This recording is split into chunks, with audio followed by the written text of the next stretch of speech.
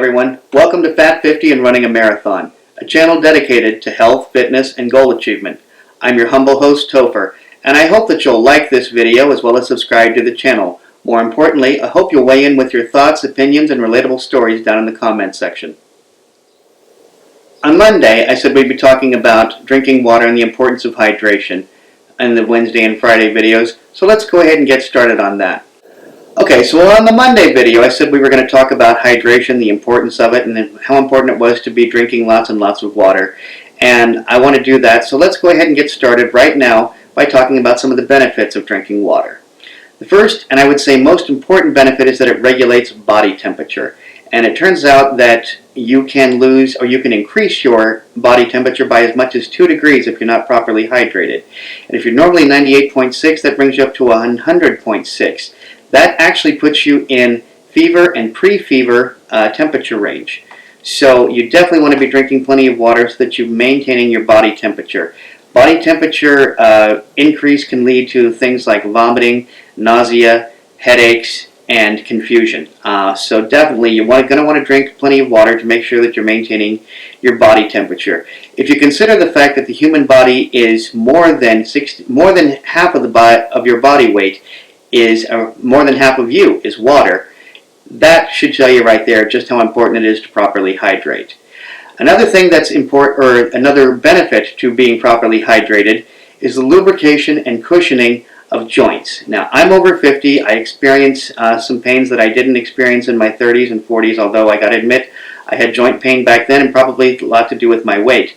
But lubricating these areas, your joints, and cushioning them by giving proper hydration to the body parts that are cushioning your joints makes for better and less painful movement throughout the day. What's more, water also protects and lubricates your spinal cord and other sensitive tissues. Again, by getting water to those tissues, they're able to do their job of cushioning better. Another great value of drinking enough water, and even more than you're probably drinking now, and myself included, is the removal of toxins, and that's primarily through 3 different ways. That's through perspiration, urine, and bowel movements. And on Friday, we're going to go a little bit more into how water helps with digestion and your bowel movements. But suffice to say that by adding water to your system, you are properly hydrating for exercise. And I was reading actually that it's a good idea to hydrate before and after exercising. 1, to regulate your body temperature, and 2, to make sure that your sweat output is where it's supposed to be. When you're exercising, you're actually supposed to be sweating. Even if it's a light exercise, you're supposed to be at least breaking a sweat. And that sweat is very, very good at getting rid of toxins. In fact, somewhere down the road, we're going to talk about the value of perspiration and what it can do. I can say from firsthand experience that when I've had a really good sweat, sometimes I smell ammonia in my sweat, and I know then that I'm losing toxins.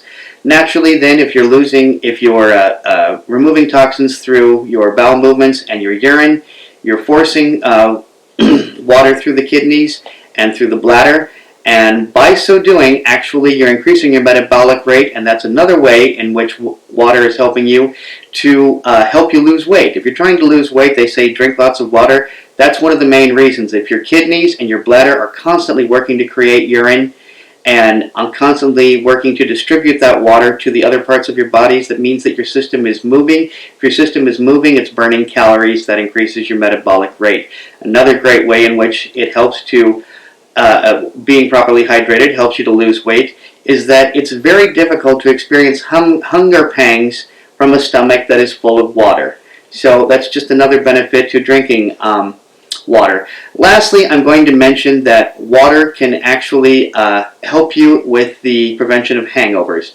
Now, I myself don't experience hangovers. Even when I drank to excess, I just don't wake up the next day with a hangover. But I had a friend back in college who used to claim that if he drank a glass of water with each and every mixed drink or beer that he drank, that he didn't experience anything in the way of a hangover the next day, and he did experience some pretty rough hangovers once he got that into his system and figured out to be doing that and properly hydrating during the course of drinking. I myself, regardless, because I don't, even like I said, I don't experience hangovers. I don't like feeling nauseated. So one of the things I try to do when I go out and I have beers and I'm sampling beers and trying this beer is to have a glass of water with me and be properly hydrating along the way so that I don't feel sick to my stomach later on.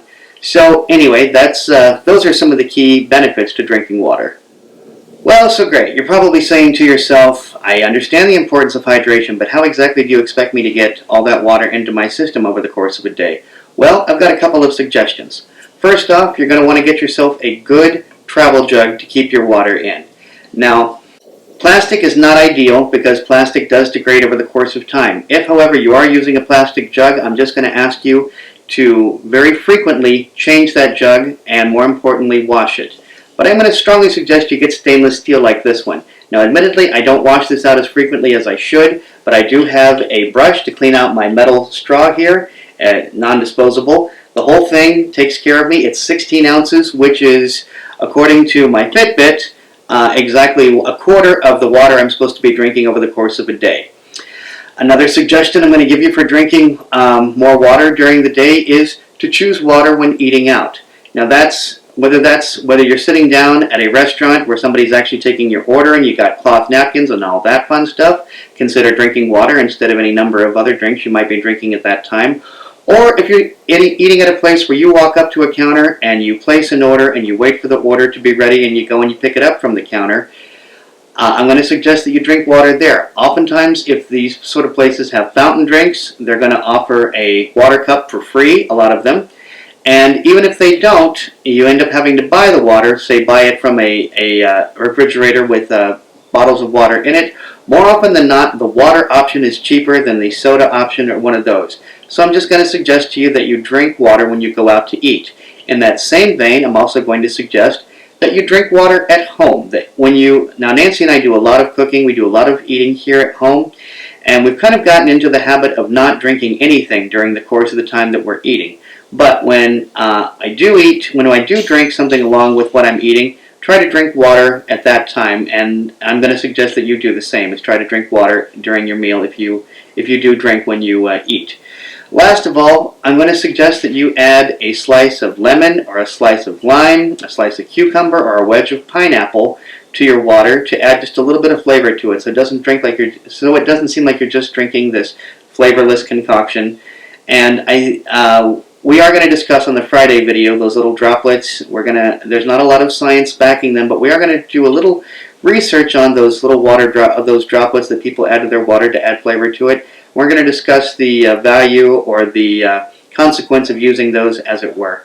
So anyway, that is the Wednesday video talking about water. I hope you will come back on Friday. I thank you very much for watching. Again, I hope that you'll like and subscribe to this channel. And on top of that, more importantly, I hope you'll weigh in with your thoughts, opinions, and relatable stories down in the comments section. Remember, only by taking care of ourselves first are we capable of taking care of others. Thanks for watching. Topher.